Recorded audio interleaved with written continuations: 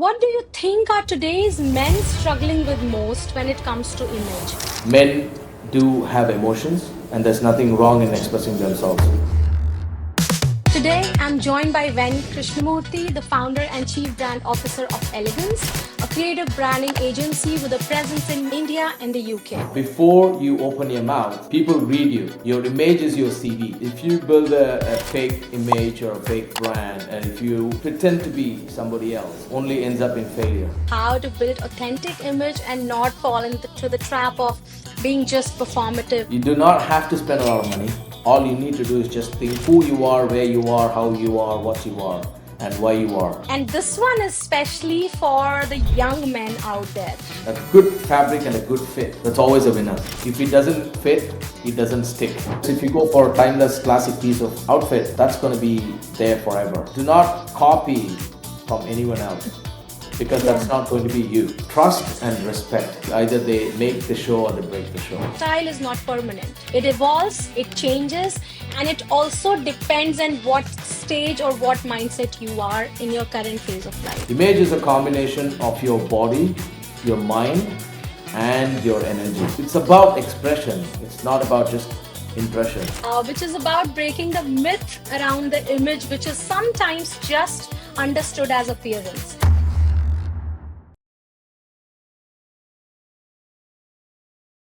Namaste and hello to everyone. Welcome to India's first and only podcast dedicated to image consulting, style psychology, and the power of first impression. I'm your host, Ruchi Raj, a fashion technologist turned image consultant and founder of Voiced Presence.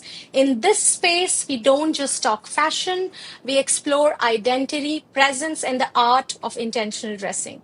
Today, I'm joined by Ven Krishnamoorthy, the founder and chief brand officer of Elegans, a creative branding agency with a presence in India and the UK, and a globally certified expert in branding and image. With around 2 decades of corporate experience working across Americas, Asia, and Europe, Ven has helped leaders from CEOs to celebrities craft powerful and authentic brands. He has helped shape the brand strategy for London Image Institute as their brand advisor, mentored entrepreneurs through government-backed programs, and is deeply involved in driving the startup ecosystem forward.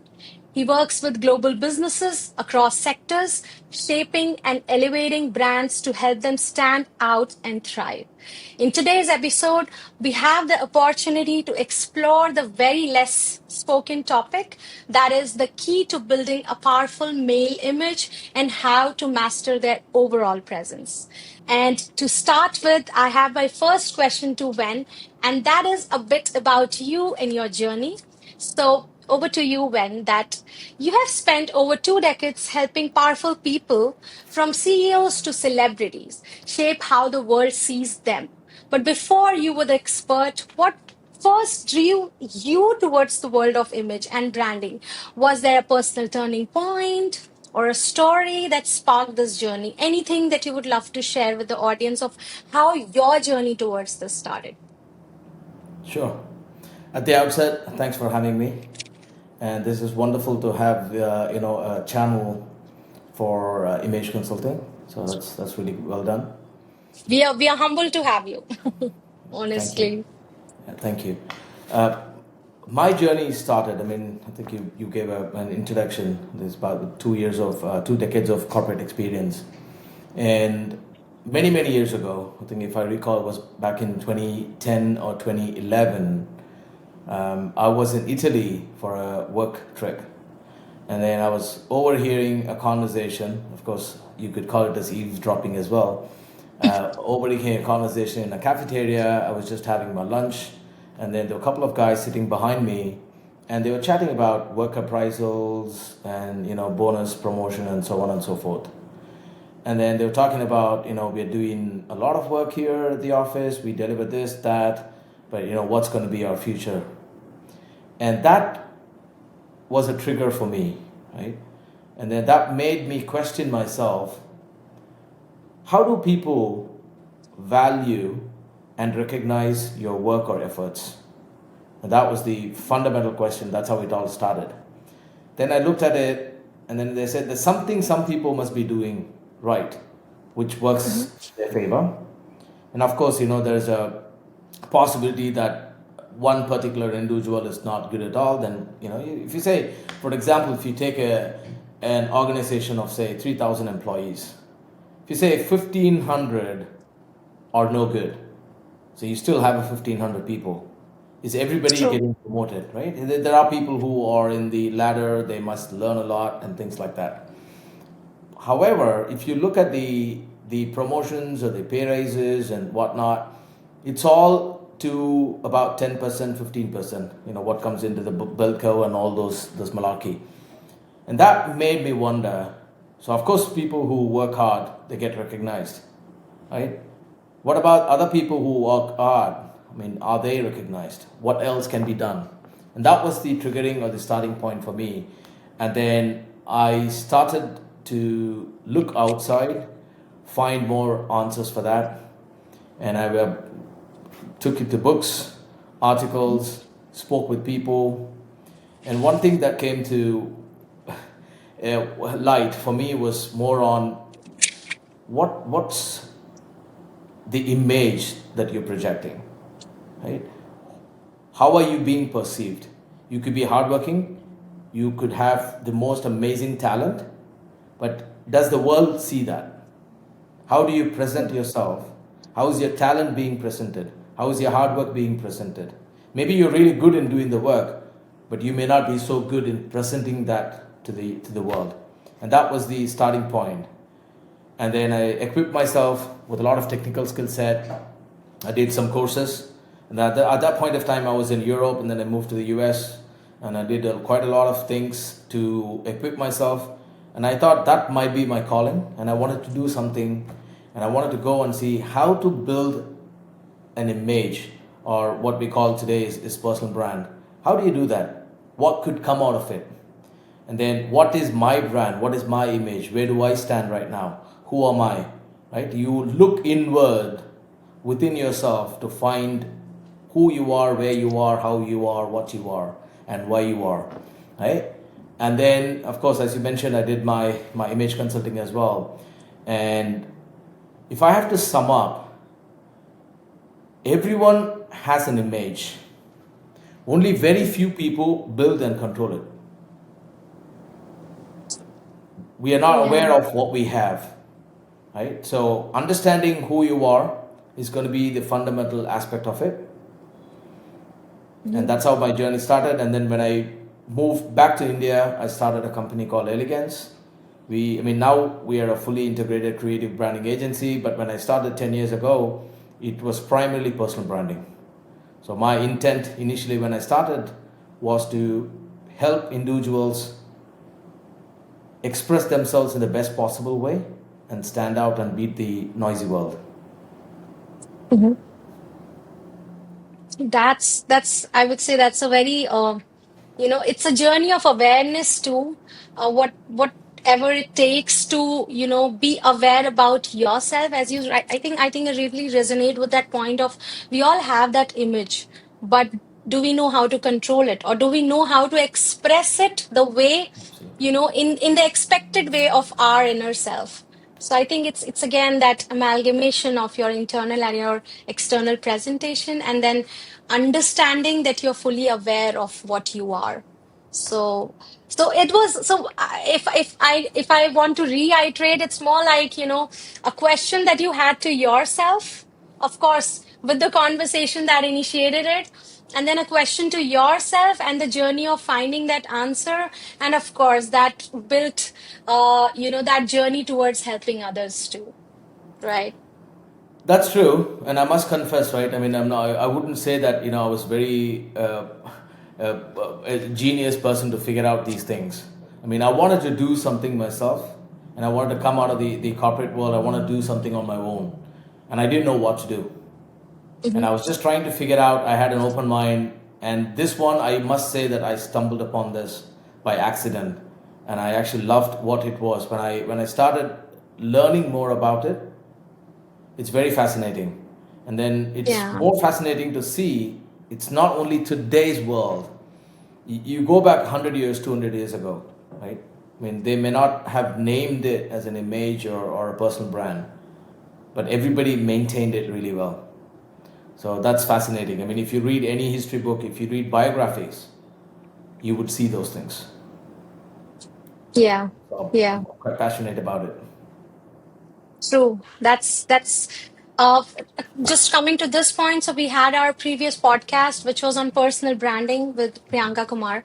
So one of the things that exactly what she mentioned was this is not new. It's just that it's out there in social media, it's out there in the audience, but it exists still longer. We look at any of the freedom fighters, for example, like politicians, leaders, and even before that, we have that significant image that we all have of them. So it is definitely there by default. And I'm so glad that now we are aware of it, and there are talks about it so that people now intentionally can you know, build it and bring the intended version of themselves out.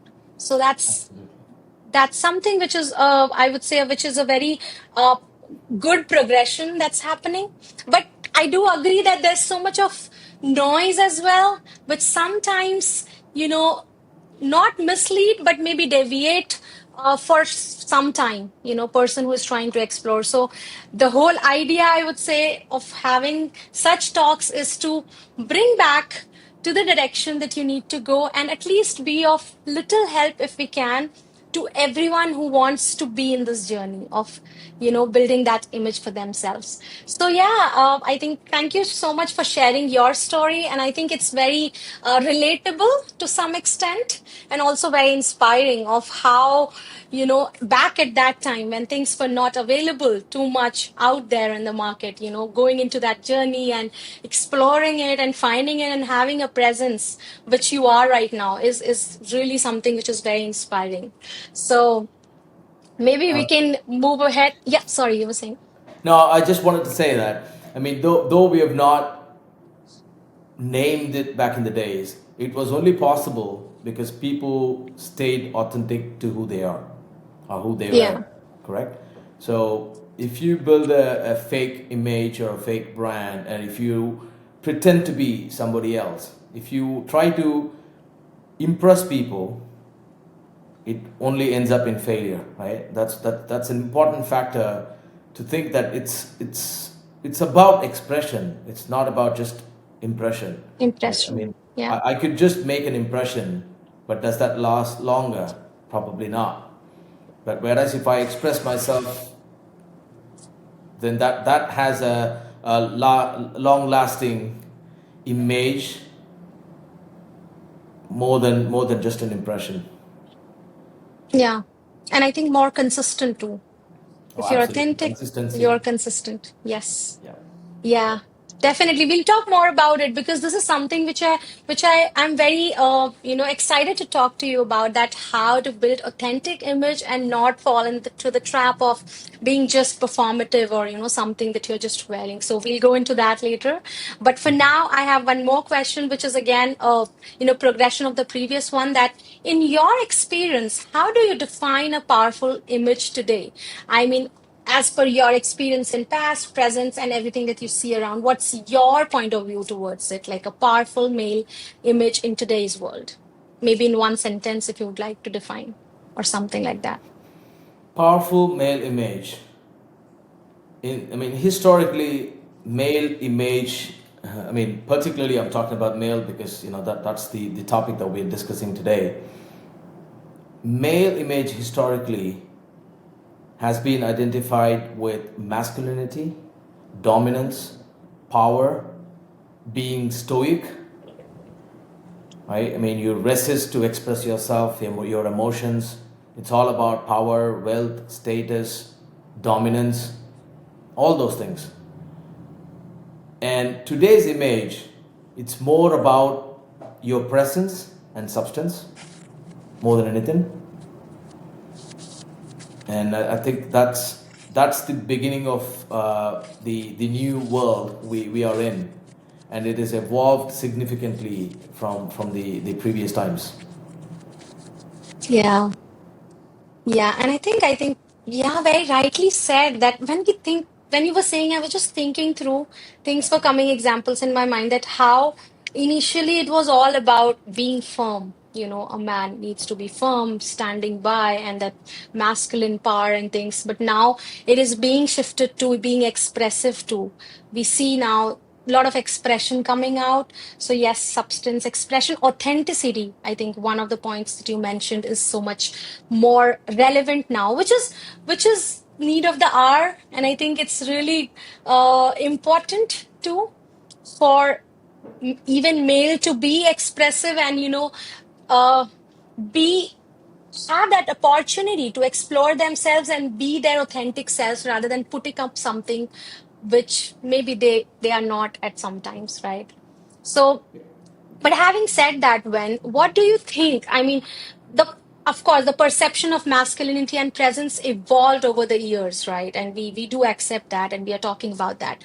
But what do you think are today's men struggling with most when it comes to image?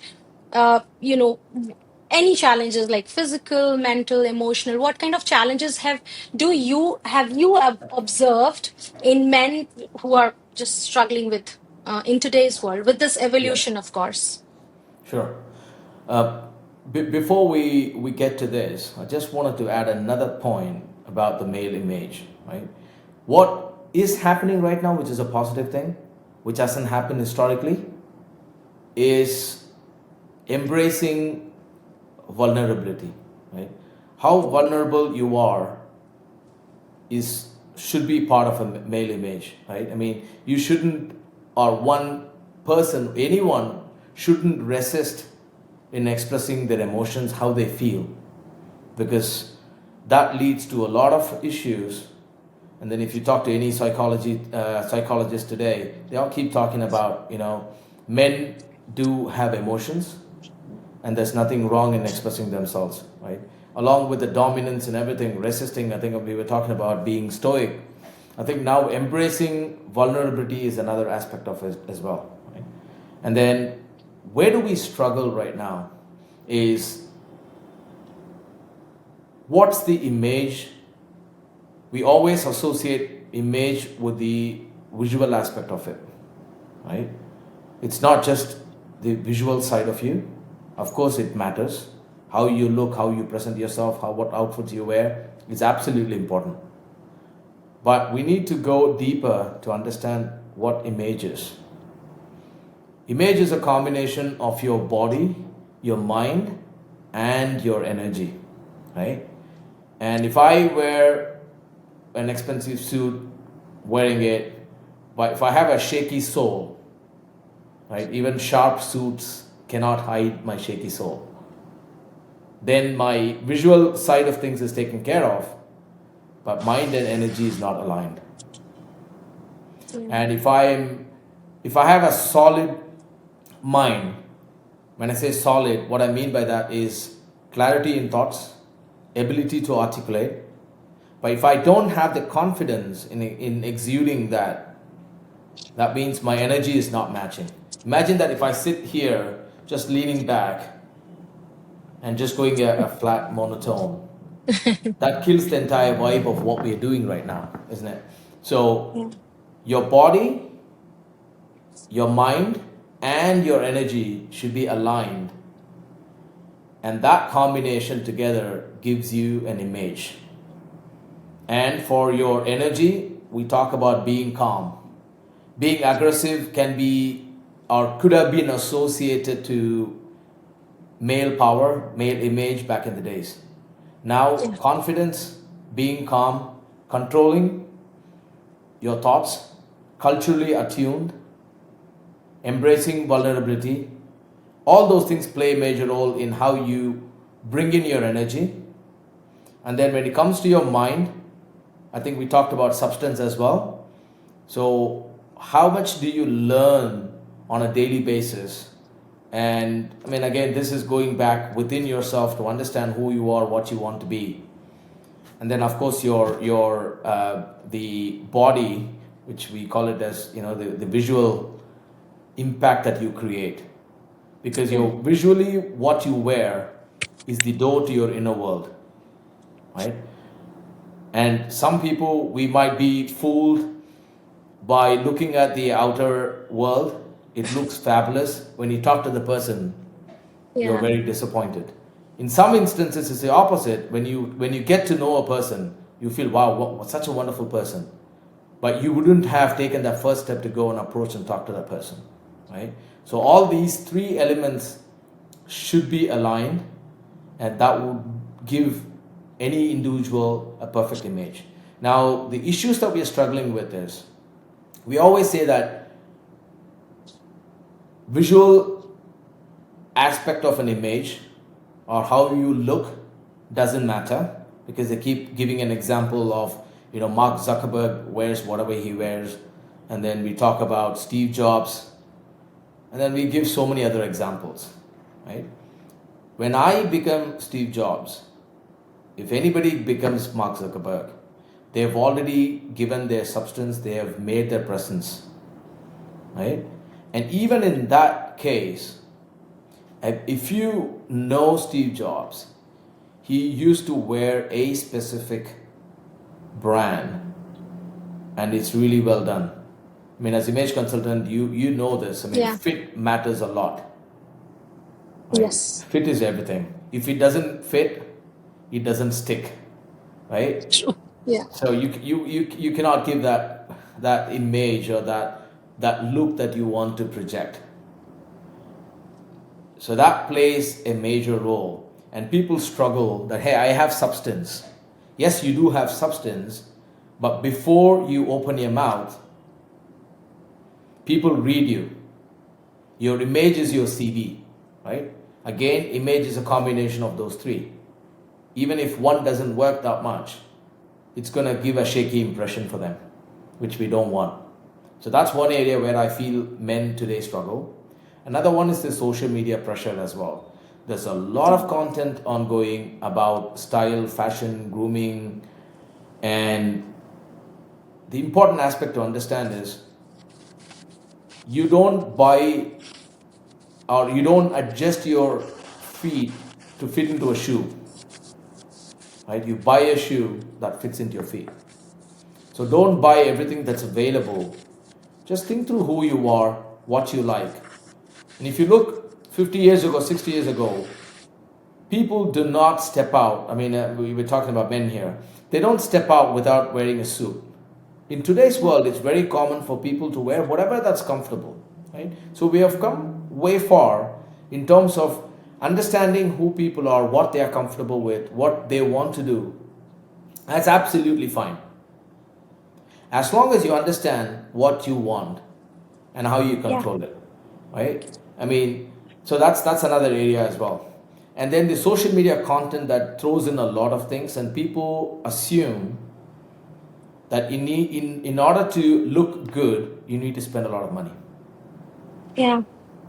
You do not have to spend a lot of money. All you need to do is just think, understand who you are, what you like to wear, what's your personality, and then if you're smart enough, you could get those things sorted out by yourself, DIY. And of course, there's so many people, plenty of people like yourself there, and who could help people look good as well. And then Yeah. the last aspect of where men struggle today is the energy component, right? Historically, in many cultures, we were taught to be humble or maintain humility. Humility is one of the greatest assets for humankind, in my view. But not able to articulate, not able to tell people who you are, what you have done, Yeah. and that lowers the self confidence, lowers the self esteem of people. And I mean, when I talk to my clients, we have this, what we have created, a golden triangle. We always tell people to focus on that, keep working on that, that would help them. What it contains is, your base foundation layer is going to be your purpose in life. Is it easy to come up with a purpose in life? It's not. You need to work No. a lot on it. I mean, I still keep working on mine, right? And of course, it evolves depending on which phase of your life you are in. And of course, but fundamentally, the thread that unites your life, it's the same. So define what your purpose is. The next aspect of that is, what are your values that you stick to? What are your values that act as your guiding rails and that will guide you in your path? And out of these values, there must be some non negotiables as well, right? At any cost, I don't give up on these values. Those are your non negotiables. That comes. And it's very Yeah. easy for us to say, you ask people, what are your values? They're like, what do you mean by my values? Right? So it's very difficult to figure out what you stand for. And it takes time, but it's a Yeah. beautiful exercise. So I always encourage people to do that. You don't have to work on your image or anything. Just try to understand who you are. And this goes back to the alignment of energy and mind. This is primarily for your mind because you get Yeah. clarity in your thoughts, right? So you work on what are your values, what are your non negotiables. The other aspect which I love is your strengths and weaknesses. Understand what you're really good at Mm. and primarily what your weaknesses are. If you know what your weaknesses are, and if you're able to either damage control it, or if you try to overcome those weaknesses, it's amazing. But if you don't realize what your weaknesses are, and if other people know what your weaknesses are, that's going to work against you, Yeah. So true. right? And finally comes the success. Success is a very subjective term. What is success for Yes. us? Right? I mean, my success can be different from you. If a sports person who's playing, say, cricket or football, their success is different. A person who's a millionaire, their success is completely different from a person who runs a startup. A politician's success is completely different. But what generally we tend to do is we associate ourselves with our peers, friends, family, even siblings. And that doesn't really help because we are one individual person in this world. Yes. And we have our own unique way to lead and to live this life. And so that's another area where I feel people are not spending enough time to understand themselves, True. right? So Yeah. probably I don't know It's if you expected this a long response or a short one. No, I got engrossed into it honestly when because this goes much deeper, and I think it just goes deeper into that thinking mode of every individual, that how important it is to know yourself. And having said this, knowing yourself, not just what colors you like, what you like to wear, what you like to say, but actually how you feel. Knowing that is so important. And thanks for bringing all these points, especially like all the pointers that you mentioned, right from the myths around the appearance, that it's not important, to coming that just being substance is not enough, to the last point that you mentioned. I think this is so less spoken, and maybe if it is spoken, it gets lost in the noise that's around, for just the do's and don'ts that come. And you're very right that somehow it kind of creates that peer pressure too, that you have to do this. Okay, this is in the trend. You have to wear it because everyone is wearing it. But do you need it? Is it required for your journey? That's the question. Because as you said, that even siblings, you have your own journeys. We have our own paths to follow. So is it something that's for my path? That is so important to know. And I think this is for all the audience out there, that try to explore it, figure out the ways to know it. If you're not in case you're not able to figure out, there are professionals, and it's totally okay to take the help from. It's totally, I think it's one step forward towards your success, whatever it means to you, to take the right help when required. So thanks a lot for sharing this in such deep manner. In fact, I mean, I honestly felt that I wanted to hear more and more. I'll be very honest. Well, So it I was can keep talking. I know that we are time bound. no, no, no. Yeah, I know. I totally understand. Don't worry. I think everything is a learning, because it brings along a lot of experience, your personal journey, and a lot of journeys that you have helped with. So everything is gonna add something or the other thing to, the to the respective people who are needing it. So just feel free to share. And one question which is just specific to you because you work here and in West also. So something which is around that, having led image strategies globally and with multiple kind and domains of clients, what key cultural difference, East versus West, do you observe in male grooming and presence? I mean, grooming, again, it's not just about the physical grooming, but overall grooming, mental grooming. So, is there any noticeable difference that you think or you would like to highlight in the East and the West, and which we all can be aware of? Anything in your mind? I mean, there are so many cultural differences between East and the West, right? I think I talked about one difference, which is you, you are, I mean, in the East, we don't talk about our accomplishments much, Yeah. right? So that's a cultural difference, and which is, I mean, personally, if you ask me, I would love not to talk too much about my accomplishments, but I need to talk where I should be talking about my accomplishments. But if you've groomed in a way that you cannot, or you're not used to talking about your accomplishments, then when you will have to, you will have a challenge. Yeah. So how do you overcome that? Right? That's one. And from the West perspective, now it's a multicultural society, right? A person living in Japan, I mean, or need not be coming from that culture, right? And that Mm. person come from the West or East, or what we name it. How do they understand other cultures? Because we are collaborating, we are working together. How do we work together if we don't have that cultural awareness? Because imagine if I come from the West, and imagine if you come from the East, and if you don't talk too much about your accomplishments, Yeah. and do I have that awareness? I mean, I don't need to be a cultural expert to understand that, but there could be different reasons why people don't talk certain things. So our ability to understand or just be aware, I mean, not even understanding, but just to be aware that there are so many different cultures in the world. Every culture is different.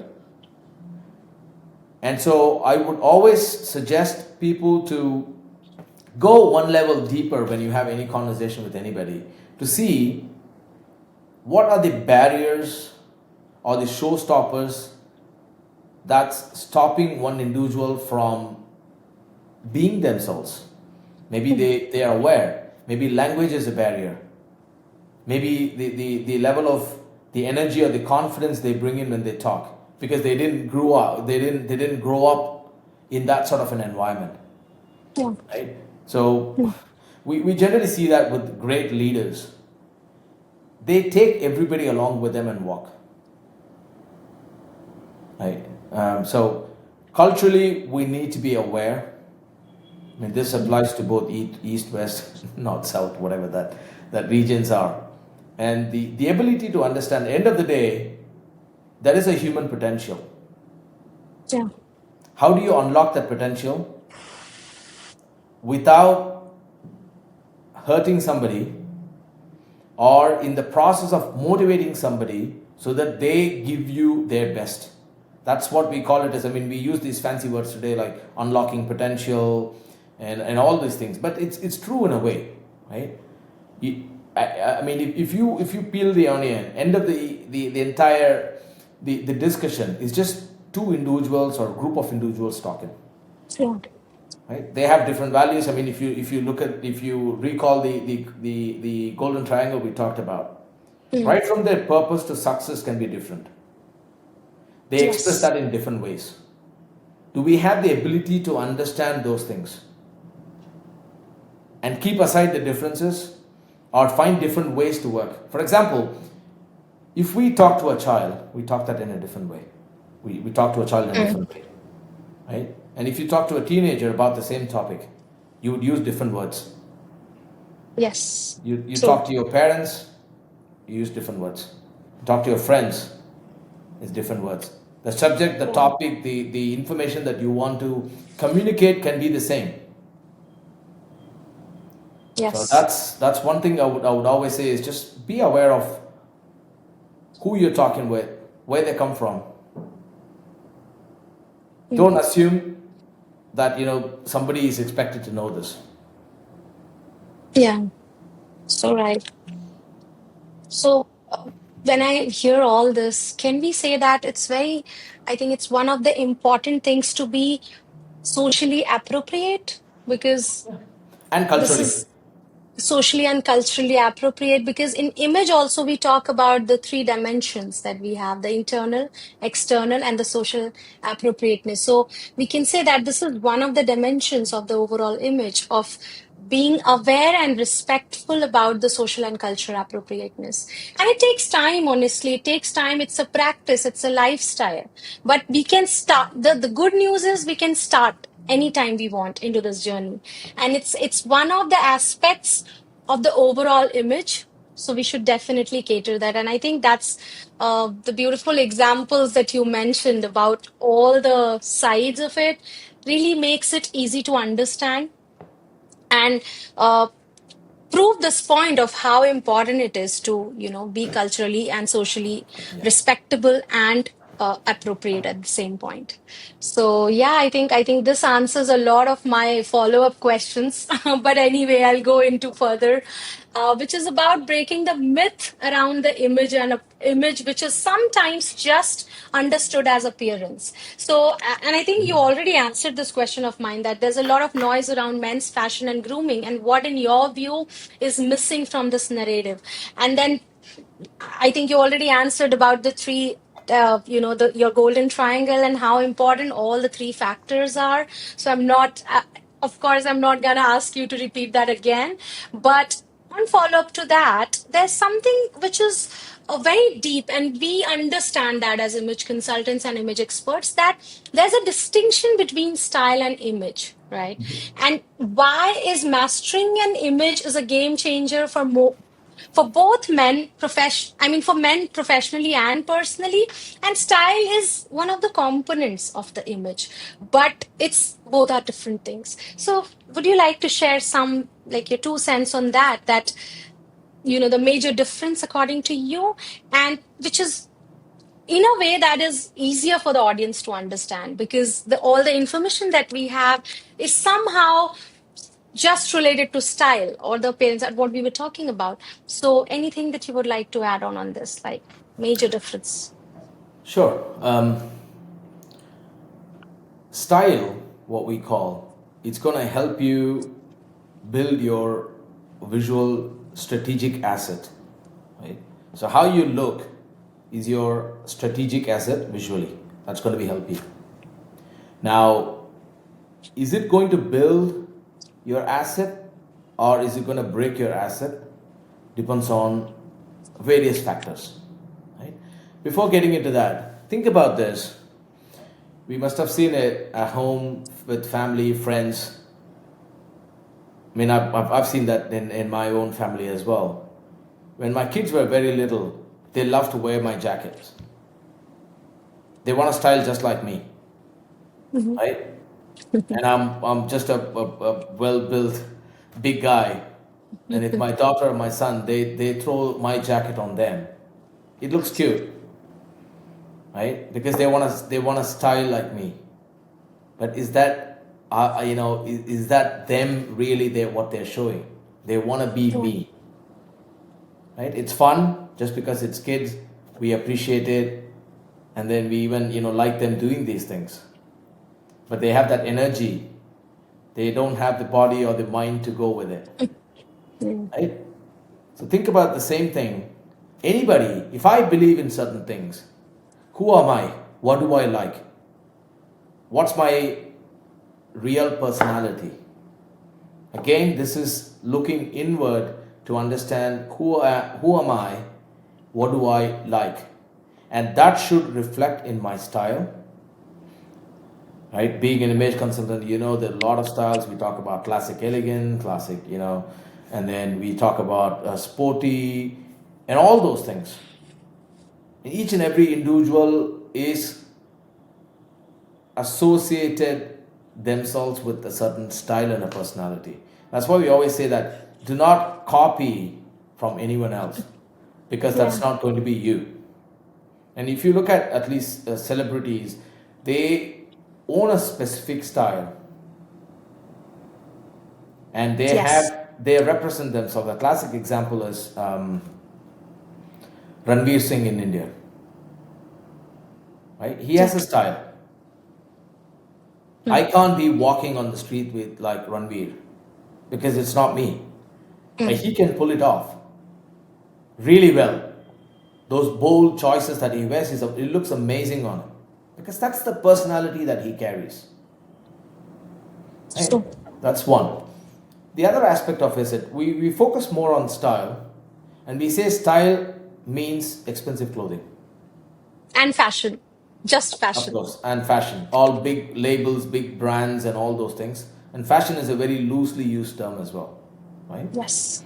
And just look at what goes well, understand a tiny bit about colors, right? I mean, there's so many good movies in India, outside India, where they showcase the personality, the characterization of the characters using clothes. A person coming out of a prison, a person doing a trading, or he's a banker, right? A person Yeah. who's being a Casanova, so to speak. Yes. So they all display, show their characteristics using outfits, their style. So they create a style. So you don't have to go and spend expensive amount of clothes. Focus on certain things. And the social media is really helping, and at the same time it's distracting as well. Because they talk about what generic styles are, generic fashion things, trends especially, and Yes. the fads, that what we call it as, but they all disappear over a period of time.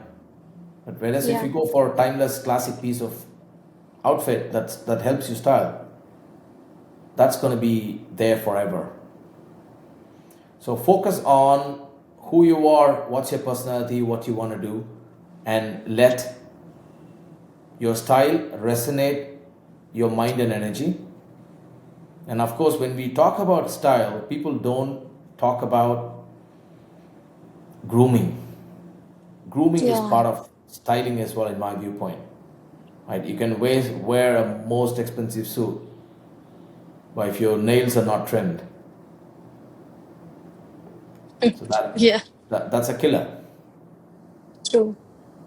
And of course, your energy that you bring, your presence, your gravitas that you bring in when you wear those clothes matter as well.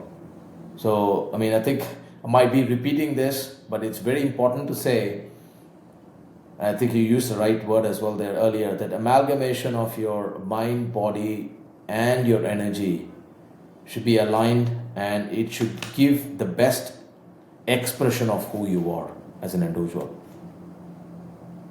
Yeah. True. Very beautifully put, Ven, because I think, again, I'm also repeating the fact that yes, it is many times it is misunderstood. Style, fashion, image. Many times it's just, the depth is missing a lot of times. A lot of times it's just in the rut of going what's trending. Many times it's just following something that someone else is following. But the key lies in knowing yourself and what is for you. And we are talking again about the same thing, that it's about knowing you. And then, those trends, those fashion, the style, everything is helpful. But picking the right ones for you is the most important things, and for that, of course, this awareness is needed, help, whatever requires. It's the best idea to go into that journey and seek the right help wherever required. So yeah, I think very beautifully explained as well. It's all those examples that you mentioned, it clearly explains that style is, again, one thing which is very important, is style is not permanent. It evolves, it changes, and it also depends on what stage or what mindset you are in your current phase of life. So this is also an important aspect that you brought, with all the examples. And I think, yeah, it's a very enlightening insight to the audience, I must say. So having talked about the key elements of men image, and especially talking about the difference of image and style. So according to you, when someone is willing to build image, right? Someone is, for example, someone is in the journey of building their style and as well as certain kind of image, then what do you think that what should be the approach that's intentional but not performative? Is there any core component that you would like to mention to get started with? Is it some steps that you can just give, which is like, someone who is starting, they can right away start with, according Sure. to you? So we'll again target this into three different areas. Number one is your visual, your look, your style, if you want to call it that, right? Fit, always a good fabric and a good fit. That's always a winner, Yeah. right? That's always a winner. And generally, what I don't like when I go to stores is people work in stores or in some of the stylists as well. They say this particular, say a jacket or a t-shirt or a shirt or a polo. They say that this has been in trend. It's amazing, right? Have you seen this video of a celebrity wearing that? That video of a celebrity wearing that? Yeah. And my question is, I'm not them. I mean, it looks great, but does it look good on me? Can I Yeah. express myself in that? Does it elevate my presence? Does it elevate me? Does Right? it reflect me, as you Yeah, said earlier? does it reflect me? Absolutely. Right? So that's one. So I would say, even without thinking about spending too much money on expensive clothing, just focus on easy things like fabric, a good fabric, and a good fit. Good fit goes a long way. And Yeah. then we talked about, we talked earlier about this as well, grooming, right? A good haircut to start with, and hygiene, your grooming, your nails, and those things are the visual aspect of you. When people look at you, they look at those things as well, right? Yeah. Subconsciously too. Yeah. Yeah, I mean, this we all judge people based on their appearance, whether we like it or Yes. not, right? And the other one is about the mind as well. When we talk about style, when we talk about how do we create our own style, understand what we are comfortable with, right? Some people are extroverts, some people are introverts, some people want to go and initiate conversations, some people are very bold in their thinking, some people are not, some people are a bit timid. There's nothing wrong with it. It's who you are as an individual. There's absolutely nothing wrong. And if that does not fit into, if your visual aspect, if your style, if your outfit does not fit into your mind, you don't fit in there, you won't be comfortable. Because I've had clients, when I work with them, they tell them, listen, you can they tell me that they've been in situations, they've been asked to wear something which is not them, Yeah. and I've seen their photos and videos. You can just easily tell that the energy doesn't match. They don't feel comfortable. If you tell them that, I'm not going to wear my suit, that's absolutely fine, right? Yeah. At the same time, imagine that if you're going to a meeting where suit is required, and you can't say that I can't wear suit as well, right? So understand where you're going. There's another area where people need to understand is where you're going, that place requires a certain level of respect. Yeah. I may not be comfortable wearing something, but if that place demands it, Imagine that if you go to a church or if you go to a temple, how do you show up? If you go to a wedding, if you go to somebody's, yeah, somebody's wedding or a party, how do you show up? That matters a Yeah. lot.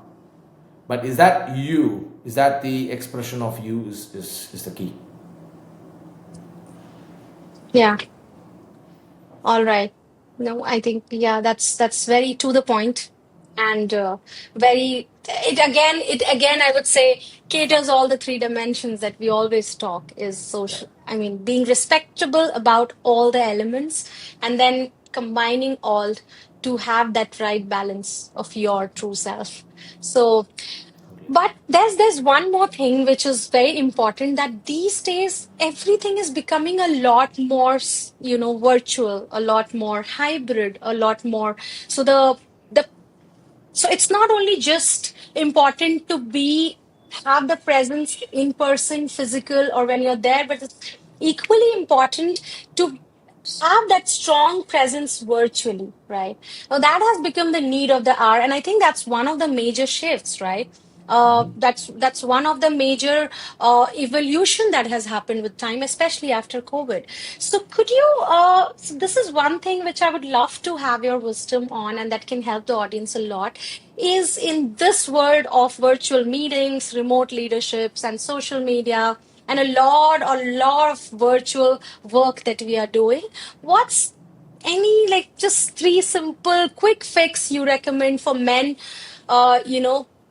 Presenting themselves best, Yeah. or you can say being their best version virtually, because it's not easy to be virtually as impactful as you are, right, when you're in person.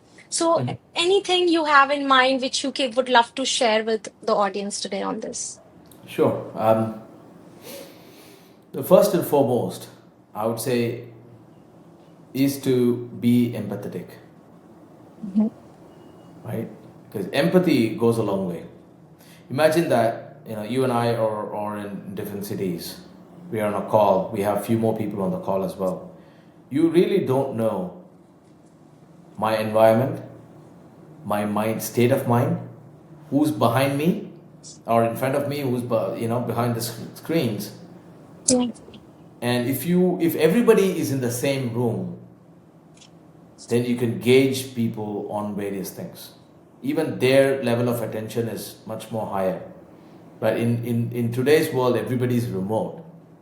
So the first and foremost, I would say, is being empathetic about you don't know what's going on the other side of the other side of the screen, Yeah.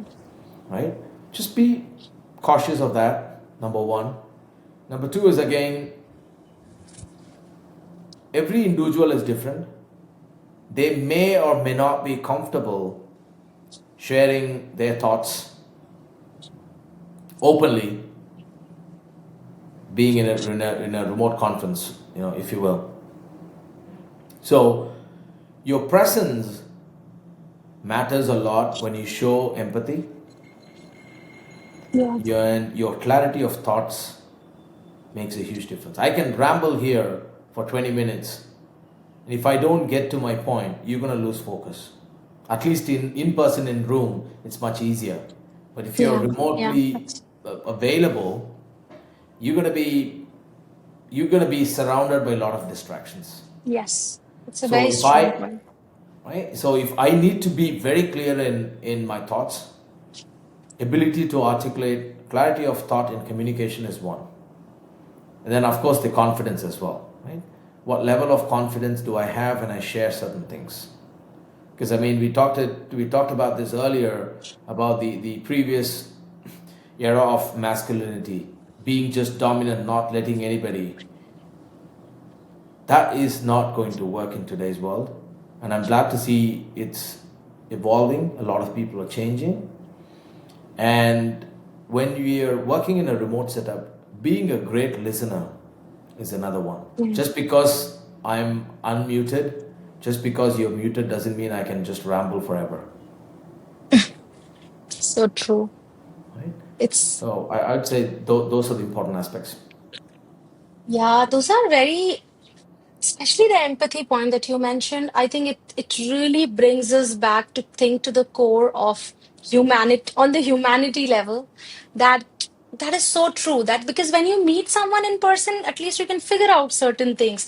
There are so many cues that you can gauge to understand what's going behind, and you can somehow get the idea. But when it is virtual, you know you could only see this part, and you never know what's been going in the back. So being mindful about that is so important. And I'm really thankful to you, Ben, for bringing this out because this is again something which gets overlooked in a way.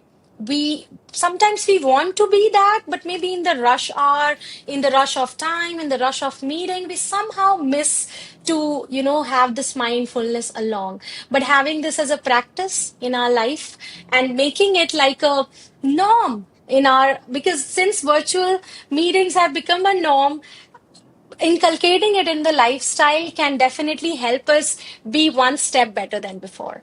So I think that every point, all the 4 points that you mentioned really mean a lot.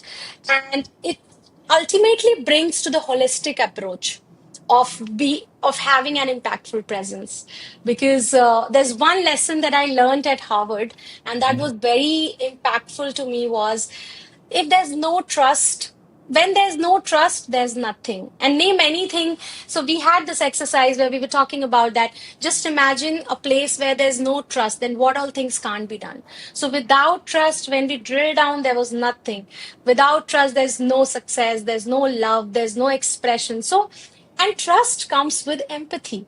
That was a strong correlation which happens, that when you're empathetic and the person, your audience understands that you're able, they can trust you because you understand them. I think half of the work is done. So it again, the circle is like very deeply connected, and it goes beyond just the superficial presence. So yeah, I think this is a very uh, this is a golden, the golden tips that you have given. And I believe, and I would request everyone to at least try working towards it. It can't happen in one day, but with time, with practice, it can become a part of our lives, and we can definitely make huge difference with these. So yeah, thank Absolutely. I mean, being self-aware is important aspect, and I think you touched on a crucial point, which is trust, right? yeah, And we keep talking about this a lot of times, that trust and respect, those are the either they make the show or they break the show, right? true. Because the mutual respect that you have and the trust that you build, and then I'll take it up another level, which is the space for dissent, Yeah. right? I mean, we, at least in the company here, we have this culture that we have built, that there's always a space for dissent. I encourage people, I'm very supportive of people when there is space for dissent, because you and I should not agree on everything. And Yes. the ability, the space that is given to every individual to share that they're not in agreement is very important. Because if I don't give that space to anybody, if I'm not given that space, then what naturally happens is I feel that I'm not respected. If I don't feel I'm respected, that means I'm not being trusted. If I'm not trusted, I don't trust you, Yeah. right? And then goes back to your exercise of everything just falls through the cracks. Yeah. Yeah. True. That is.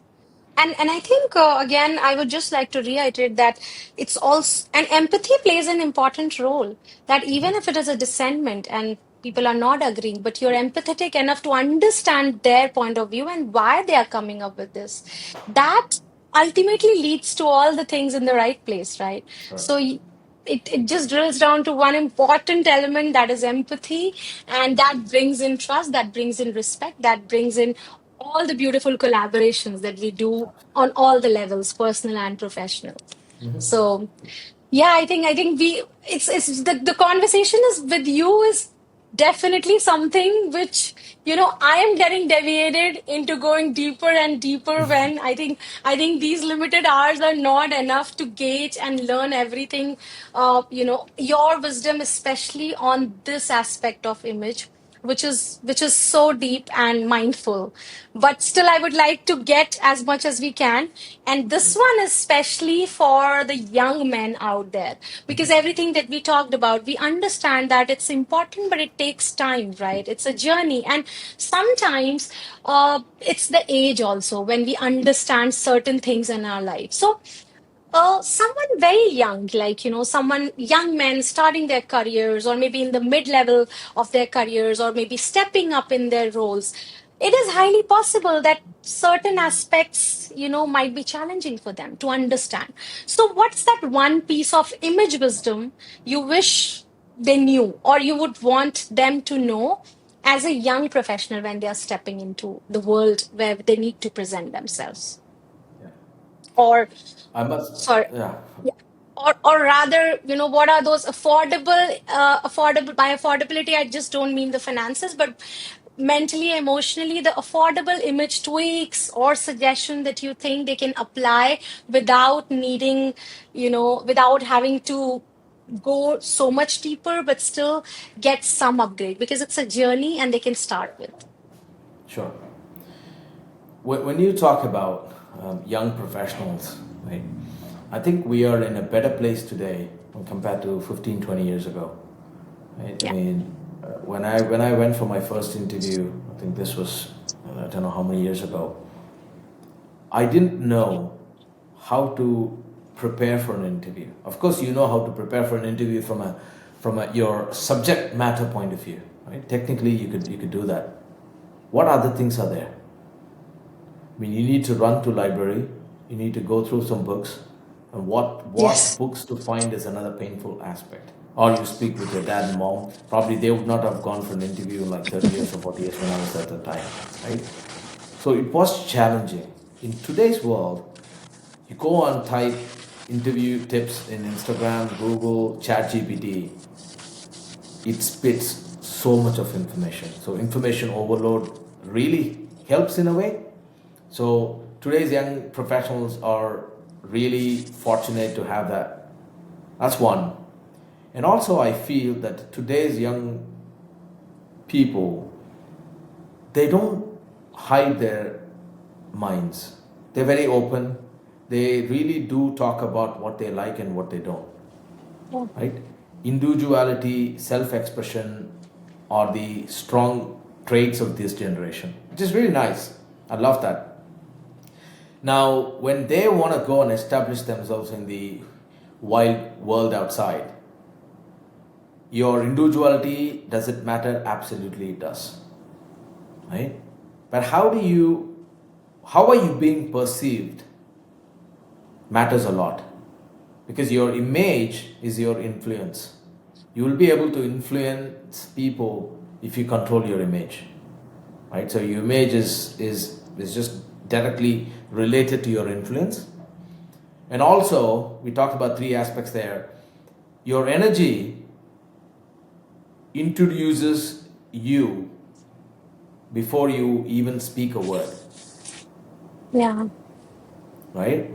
That can be even, being arrogant, being cocky, being sublime, whatever the energy is. Yeah. Nobody would have heard a single word from you yet, but they already judged you on two things. One is your energy, another one is your outfit and or how you look, Yeah. right? So the focus area should be on understanding what is the image, or how should you be known as, what should you be known for. Imagine if you're going for an interview, if you're going for a proposal presentation or whatever that is in your domain. What do you want people to see you as? So Yeah. first define that. How do you want to be known as? And then figure out who you are, because you have a different version of who you are. That's not how the world sees you. Absolutely not. Right? I might be thinking, standing in front of a mirror, I might be thinking, oh, I look like a lion. I'm going to be just, ruling the jungle. When I walk outside, people might be just seeing as a meek cat. That may not be the reality. That might be just a perception, but Mm. perception matters a lot. Now, in that case, I need to take control. I need to do what needs to be done to course correct the perception. I need to change that.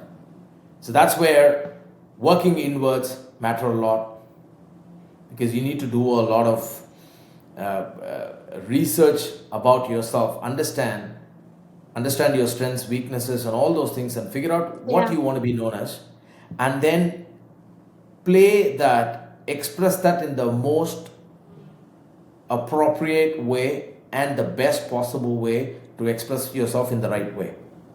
Right? All these things will, of course, will help you to get there.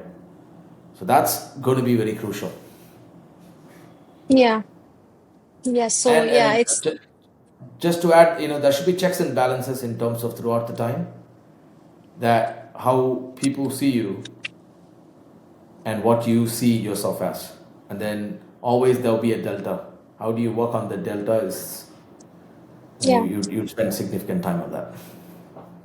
True, true. So yeah, I mean, of course, the image upgrade doesn't need the, the investing a lot just in your wardrobe or just revamping. It starts from the core, and that's just knowing yourself, and then working towards it and being your authentic self, of course. So yeah, I mean, this is something which is, I would say, not only for young, but for everyone. It applies. And if we start young, why not? It's gonna be even better.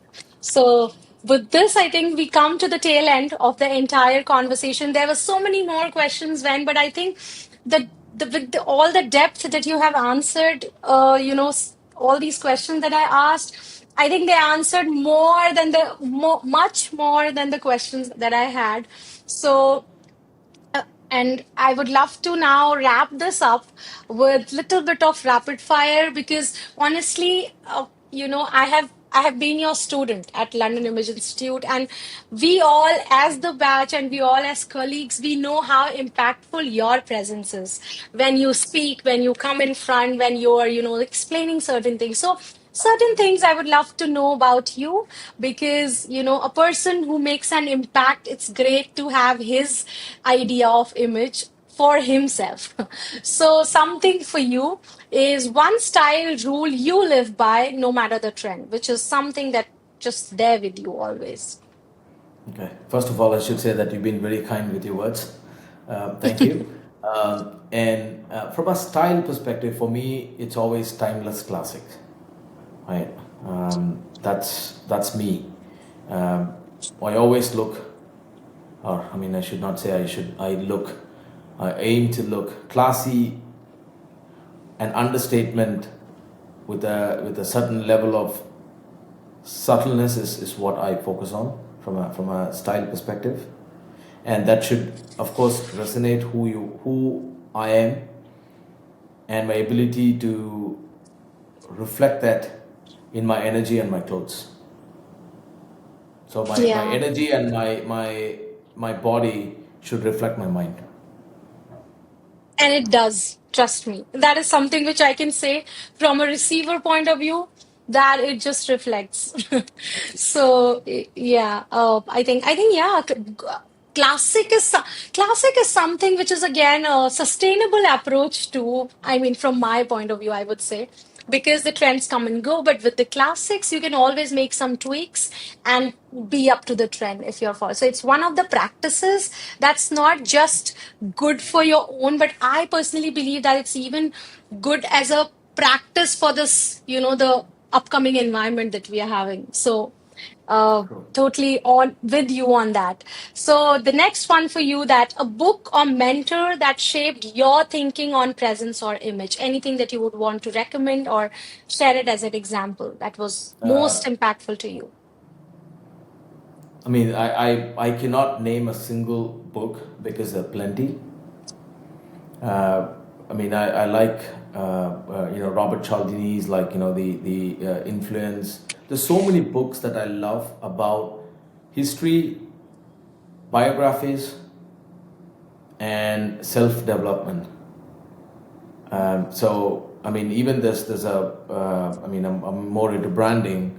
I think there's a book called as 22 Laws of Branding. There's another one that I'm reading right now is Alchemy by Rory Sutherland. Yeah, that's Right? And I mean, I love reading and I love biographies. I mean, I was reading or watching, I think, and I was reading Gandhi's book the other day, and he talks about the power of, in today's world you would say power of social media, but back then he called it as power of newspaper. He said yeah.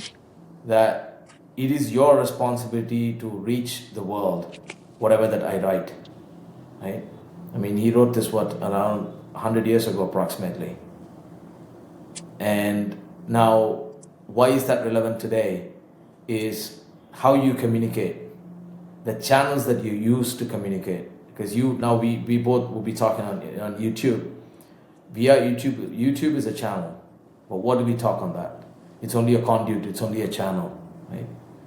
So that takes us from one place, it reaches different people. So that's the focus. Yeah, that's so true. And it is, So and yeah. it's also a responsibility, I think, if because of the speed, with the speed with which it just spreads. So it's important to be responsible also for whatever is going out. Yeah, Yeah. I mean, people like spiritual books, read spiritual. There's a lot of spirituality, and I love books on atheism as well. And then they have a different perspective that gives you, right. So when it comes to Yeah. book, I mean, I know that I'm digressing from the key question, but anything that can shape you, Mm. right? I mean, for people who are getting into giving presentations or talking, talk like TED. Carmen Gallo, I think is his name. It's a Mhm. wonderful book. It talks about storytelling. It talks about how do you present your ideas. And then I think I have a couple of books here as well. One is Dressing the Man. Is a book that's in my bookshelf here, right? So there's so many books, and there are so many style 101s available online as well. I think we were talking about it earlier. How does one, the matter of affordability and everything as well. Those are quick cheat sheets, if you will, that's available online, and people can get that. And that gives you, I think it's about 60, 70 pages, about 100 tips. Really good small tips, but that goes a long way. That kind of helps you learn a lot. Yeah. And of course, and again, learn books about your building your energy as well, right? Focusing on your mind. Mm. So, if you ask me, it's very difficult for me to recommend one or two books because I would say that read anything and everything that you come across. Yeah, no, but I think still there were so many things that you shared on all the aspects. Biographies are one of the best ways to, I think, learn about personalities and how personal style happens, personal branding. So I think, yeah, even if you shared so many, I mean, more is definitely better than one. So thanks for sharing all those tips of in terms of books and the kind of books that we should read. So next one is very quick one, that one trait that signals leadership for you. I mean, for you in leadership, one trait that is just on top of the list. Okay, I think I'll give two that really Okay. helps me. One Yeah. is humility, another one is empathy. Or what you can insert. I mean, I know that we use the word empathy, so I'll give a new word. Emotional intelligence. Oh wow. Yeah. Okay. You know, So you know, you won't yeah, believe you I can. had a question around the emotional intelligence, but then I just skipped that part because I thought I'll make you speak so much in this that it's gonna take another, you're gonna like, this is going endless, Ruchi, just stop it. No, So, no.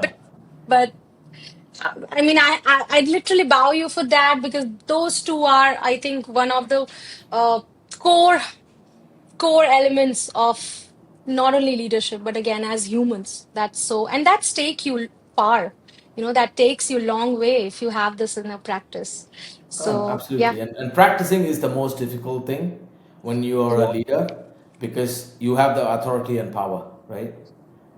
The authority and power is to empower people to do. You're just an enabler, right? Imagine that Mm, if I'm just a work table, I bend and I serve as a table so people can write on me. That's yeah. about it. It's not about showing my power or authority. That's why I said being humble. I think humility is the fundamental quality everybody should possess, especially leaders, Hmm. and being empathy, because that would let you find talents, groom them, coach them, Yeah. and then make them successful. True. True. And Very, take no very. credit for that. Of course, because that's the ultimate, I think for leaders, that's one of the success points of, enabling the team to be their best and perform the best. And that comes with humility. So yeah, of course. What's elegance to you in one word? This is the last one, trust me. This is I'll not make you speak. When you say elegance, you're not talking about my company. The word elegance is supposed. Oh yeah, I mean, I would love Yeah. to, I and Yeah. personally, I would love to. No, no, we would love to. I think this will also give us some idea on your idea of elegance. So see, I'll touch on the company first. Elegance is basically it's the creative word of for elegance, right? I mean, you cannot register a company as elegance because there'll be so many people who would have done that. So Yeah. that's about it. And a company is inspired by the origami art, right? True.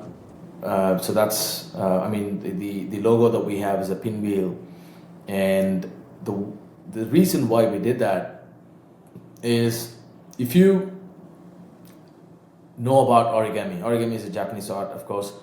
There's no tearing or cutting paper, Yeah. right? It's just bending at the right places to create something. So what we believe in is not losing your original self or authenticity, That's true. right? And you bend yourself, you tweak certain things, give up on certain things and shape yourself to create a functional product, right? So that's pretty much it. Now, coming to your specific questions about elegance, for me, elegance is your loudest statement to the world without speaking a word. About whatever you do, right? I mean, think about elegance can be in different ways. Hey, you look elegant today. Your work was elegant today, right? So there could be different aspects of it. There could be different things that we have done. But how do we make that statement really bold and loud without having to scream out loud? That's elegance for me. Wow. That's that just that this answer just shuts me up with because it just wraps up the entire essence of how in, intentful this word is and how much of it takes to be elegant. Because again, very, I think one point that you said, but it is very less spoken again, is that elegance also is very subjective. Elegance could be in so many ways, in so many things, in your work, in your speaking style, in your attire, anything. But ultimately it comes down to being impactful without screaming it out. So beat anything. So yeah, thank you, Wen, for answering all this so patiently and taking all my questions with all the humility and all the time that you have given.